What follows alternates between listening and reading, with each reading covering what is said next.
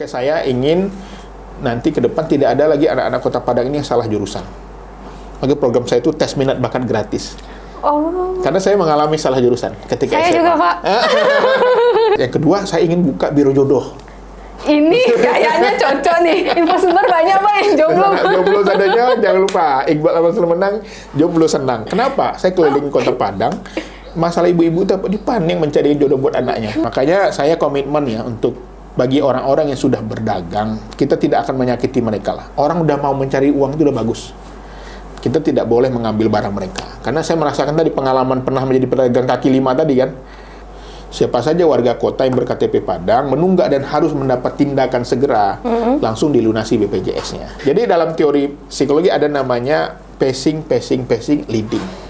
Jadi kalau kita ingin marahin orang, kita kasih makan dulu, minum dulu, kasih pulsa dulu, baru kita ceritain, baru kita kasih masukan. Itu nggak terasa.